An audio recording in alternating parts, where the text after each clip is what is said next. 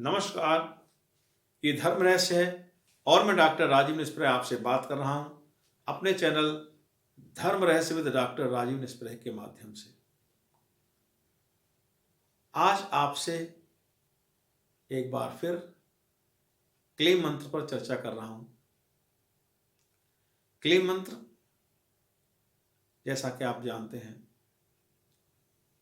महाकाली का बीज मंत्र है जो इस संसार में, इस ब्रह्मांड में शक्ति का प्रतीक है। भगवान श्री कृष्ण का भी बीज मंत्र है जो इस ब्रह्मांड में, इस संसार में योग का प्रतीक माने जाते हैं। कर्म योग, समता योग, ये सब उन्हीं से उत्पन्न माने जाते हैं। अगर आपके जीवन में शक्ति नहीं है और संतुलन नहीं, योग का मतलब होता है संतुलन।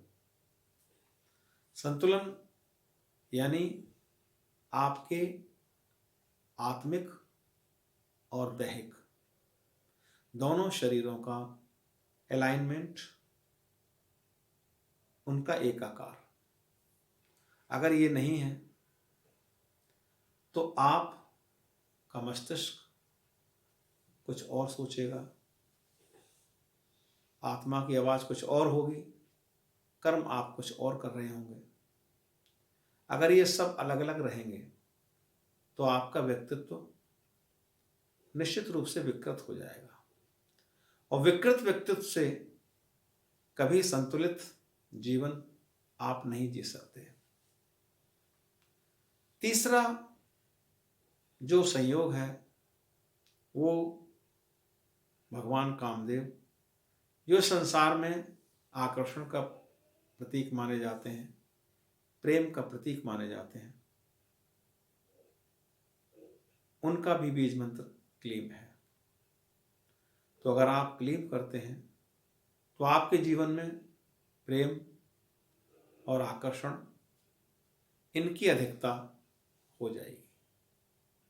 यानी अगर आप क्लीम को अपने जीवन में उतार लेते हैं, आत्मसात कर लेते हैं, तो आपके व्यक्तित्व में शक्ति, संतुलन और आकर्षण, ये तीन चीजें स्वतः ही उत्पन्न हो जाएंगी। और इन तीन चीजों के साथ होने से कोई ऐसा कार्य नहीं है जो आप न कर सकें। सबसे बड़ी बात जो इस क्लीम मंत्र में है, जब आप क्लीम मंत्र करते हैं, क्लीम मंत्र करने के 3 प्रकार हैं। एक तो हम माला से जप करते हैं, उंगलियों पर या माला से किसी प्रकार भी अगर हम जप करते हैं, तो वो जप अगर हम करते हैं तो उसे हम एक माला 5, 7, 11 किसी संख्या में भी कर सकते हैं। दूसरा जो प्रकार है वो मानसिक जप है। अगर आप मानसिक जप करते हैं तो आपके विचारों को विदा होना पड़ता है, क्योंकि अगर आप मानसिक रूप से क्लीम हर समय निरंतर जप कर रहे होंगे तो विचारों को रहने का अवकाश नहीं मिलता, विचारों को उत्पन्न होने का अवकाश नहीं मिलता। तो विचार अपने आप ही तिरोहित होने लगते हैं और विचारों के रूप में जो बहुत बड़ी ऊर्जा आपके शरीर से बाहर जा रही है, क्योंकि निरंतर आप विचारशील रहते हैं, निरंतर आपका जो अग्र मस्तिष्क है, जो कॉन्शियस ब्रेन है, वो लगातार विचारशील रहता है, लगातार लगातार पैदा करता है विचारों को, और वो विचार आपके ऊर्जा को बाहर की तरफ प्रेषित करते हैं। आपको पता नहीं चलता, लेकिन ऐसा होता है। तो अगर आप मानसिक रूप से क्लीम मंत्र का जप करते हैं तो विचारों की ऊर्जा आपके अंदर ही रहती है और वो विचार फिर संकल्प का रूप धारण करके आपके तमाम जीवन के कार्यों को पूरा करते हैं। लेकिन इस मानसिक जप में एक परेशानी है। वो परेशानी ये है कि ये जो क्लीम मंत्र है, ये एक आकर्षण मंत्र कहा जाता है। अगर कभी आपकी मानसिकता नेगेटिव है, नकारात्मकता अगर आपके ऊपर ज़्यादा हावी है अगर आप क्लीम मंत्र को कर रहे हैं तो ये नकारात्मकता को भी आकर्षित करेगा, तो उस समय आपको परेशानी हो सकती है। इसलिए जब नकारात्मकता आपके मस्तिष्क पर हावी हो तो या तो उस समय क्लीम मंत्र ना करें या फिर उसके स्थान पर ओम क्लीम कृष्णाय नमः इस मंत्र का जाप करें।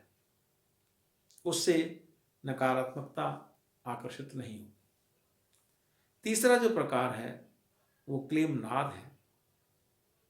क्लीम नाद यानी क्लीम को बिल्कुल श्वासों के साथ जोड़कर लंबा खींच करके बोलना। जैसे मैं बताता हूँ आपको, पूरी श्वास अंदर फेफड़ों में भर लीजिए और उसके बाद छोड़ते हुए इस तरह क्लीम बोलना है। क्लीम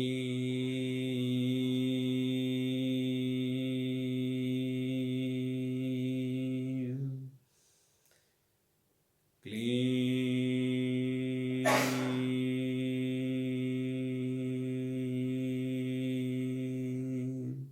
इस प्रकार से बोलना है। अगर आप इस कार्य को, इस नाद को प्रातः ब्रह्म मुहूर्त में करते हैं, 4 से 5 के बीच में करते हैं, या फिर रात्रि काल में करते हैं, जब बिल्कुल आपके आसपास कोई ध्वनि प्रदूषण न हो, बिल्कुल शांति हो, तो ये करने से अगर आप निरंतर करते हैं 15 से 20 मिनट तक, तो आपके चक्र जो हैं वो सक्रिय होने लगते हैं। देखिए, जो चक्रों की चर्चा वैसे मैं दूसरे वीडियो में आपसे करूंगा। जो हमारे प्रारंभ के चक्र हैं 5, मूलाधार से लेकर और कंठ में वाणी चक्र तक, ये पृथ्वी, जल, वायु, अग्नि और आकाश इनका प्रतिनिधित्व करते हैं। यही इनके तत्व हैं और यही इनके गुणधर्म भी हैं। स्पर्श, रंग, गंध, शब्द, ये इनके गुण हैं। बाकी जो 2 चक्र हैं, जो आज्ञा चक्र और सहस्त्रार है, वो इनसे ऊपर के तत्व हैं, इनसे ऊपर के चक्र हैं। तो ये नीचे वाले 5 तो कम से कम इसको करने से ये सक्रियता इनमें आती है। बाकी के 2 चक्र भी इससे सक्रिय हो सकते हैं, लेकिन उसके लिए आपको एक गुरु की आवश्यकता होती है, एक मार्ग निर्देशन की आवश्यकता होती है। तो अगर आप रीढ़ की हड्डी को सीधा रख करके और पालथी मार कर बैठ करके पद्मासन में या सुखासन में, या कुछ लोग बैठने की समस्या से पीड़ित हैं तो वो लोग कुर्सी पर भी बैठ सकते हैं, लेकिन रीढ़ की हड्डी सीधी रहनी चाहिए। और अगर आप इस क्लीम नाद को करते हैं तो आपके चक्रों की ऊर्जा भी जागृत होती है, वो भी सक्रिय होना शुरू हो जाते हैं। उनमें हीलिंग अगर होती है तो वो भी हीलिंग भी इससे शुरू होती है। तो अगर आप ये करते हैं तो ये सब चीज़ें आपके साथ घटित होने लगती हैं। लेकिन बात वहीं आती है कि आप इसको ठीक से, ठीक प्रकार से दीक्षा लेकर के करिए और अपने जीवन में आप साथ करिए। आपको किसी न किसी एक चीज़ के साथ जुड़ना होता है, और जुड़ करके जब आप वो काम करते हैं तो निश्चित रूप से आपको सफलता मिलती है। अगर आप अलग अलग चीज़ों पर, पत्तों पर इधर उधर भागते रहेंगे, जड़ को नहीं पकड़ेंगे, तो सफलता फिर मुश्किल ही होती है। तो इस वीडियो में इतना ही। दूसरी वीडियो में एक नए टॉपिक के साथ आपसे मिलेंगे। कमेंट करते रहिए, लगातार देखते रहिए धर्म रस विद डॉक्टर राजू निष्प्रह। नमस्कार, शुभ रात्रि।